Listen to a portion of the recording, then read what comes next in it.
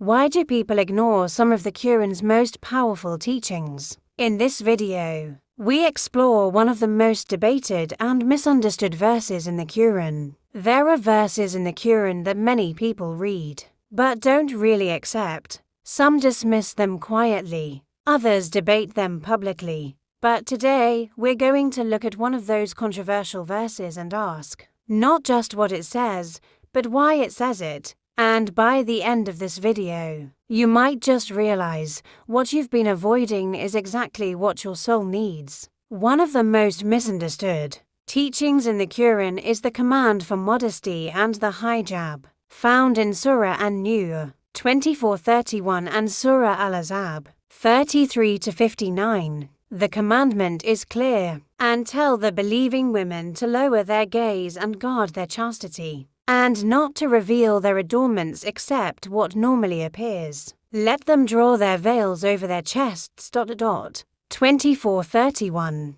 O Prophet, tell your wives, your daughters, and the women of the believers to draw their cloaks close around themselves. That will be better, so that they may be recognized and not harmed. 33-59. In the modern world, some Muslims argue this verse was time-bound, cultural, or even unnecessary. But let's pause. Let's strip away society's noise and ask, what is the logic behind this command? Is it truly oppressive? Or could it be protective? Historical and social context. In 7th century Arabia, women had no rights, no safety, and no honor in society. The Quran came and flipped the narrative. It gave women spiritual equality 33-35, the right to inheritance 47, divorce, business ownership, and dignity. The hijab wasn't a symbol of silence, it was a statement of identity. In fact, Surah Al-Ahzab explains that the purpose of hijab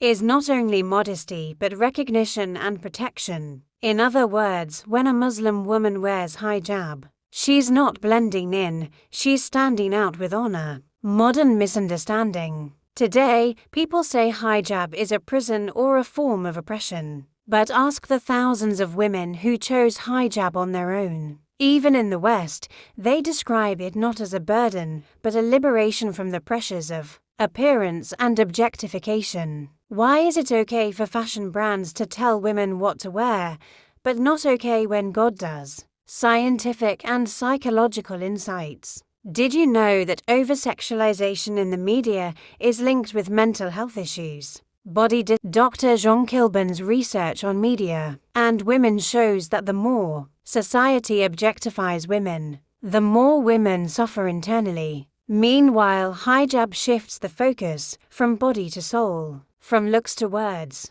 from vanity to value.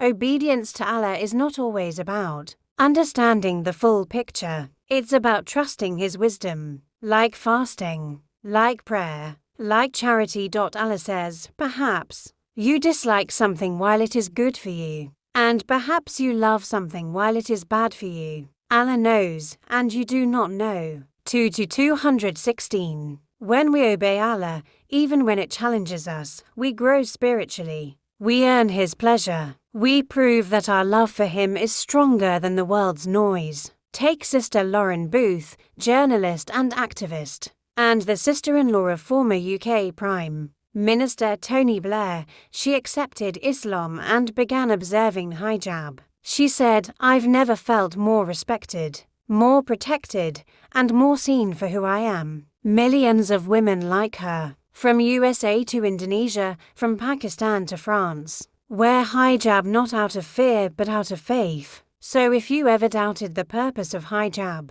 or questioned any command of the Quran, remember, it's not about blind obedience. It's about seeing what our eyes sometimes miss. This world wants to confuse you. The Quran wants to center you. Don't reject what your heart knows is right. Accept it, live it, wear it with honor. Subscribe to Verbra for more bold, evidence-based, and heart-opening book and Quran reviews.